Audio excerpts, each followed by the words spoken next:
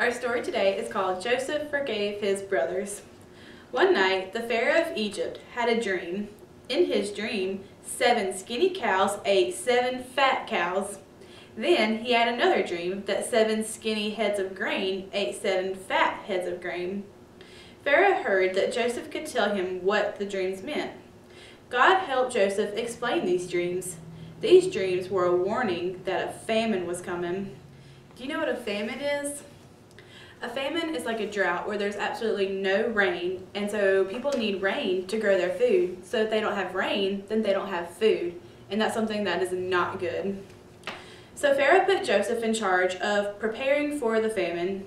Joseph was now second in command of Egypt. For 7 years, Jacob helped the people save and store food for the famine. So all these people were gathering food, trying to save up, just like when a hurricane comes and all of our family runs to the grocery store to get food to save up. Meanwhile, Joseph's brothers and father, Jacob, were back in Canaan. In Canaan, the famine came, but the people weren't prepared. They had a hard time finding food. Jacob heard that Egypt had food, so he sent his sons to Egypt. Joseph's brothers traveled to Egypt and bowed before Joseph to ask for food. Joseph recognized his brothers, but his brothers didn't recognize him. Joseph decided to test his brothers to see if they had changed. So Jacob knew who his brothers were, but when his brothers came to Egypt, they did not know that the person second in command was their brother. Eventually, Joseph saw that his brothers had changed. He began to cry and tell his brothers, "I am Joseph. God sent me here to help you. There will be 5 more years of famine. God sent me here to keep you alive."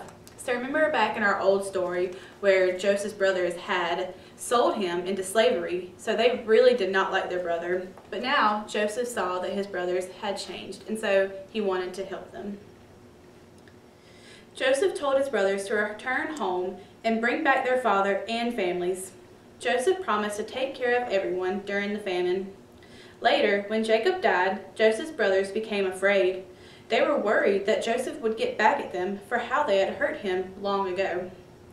But Joseph told his brothers, "Do not be afraid. You planned something evil for me, but God used it to create something good."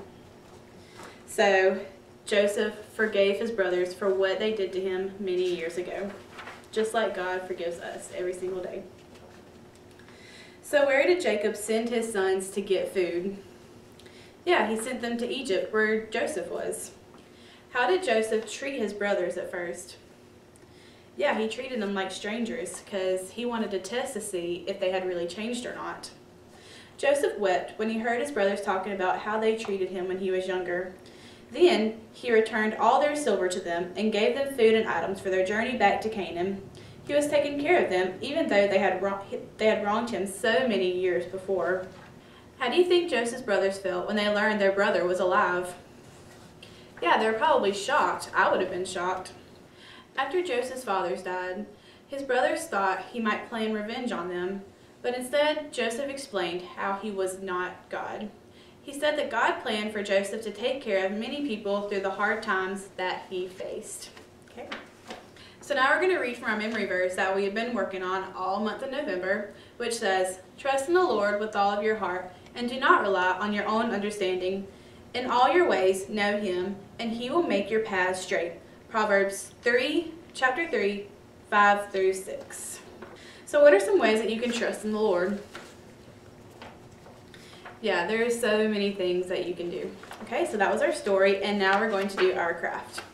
So because Thanksgiving is coming up this week, we are going to be making a turkey, which says "Give Thanks" on it. And then we are going to be writing on our turkey the things that we are thankful for. To start off with, you're going to need 1 brown paper bag. And what I did first was I went ahead and drew 2 eyes on the front of it. Now that I have my eyes on my bag, what I'm going to do next is I'm going to take 4 different colors of construction paper and I'm going to cut out little feathers on them.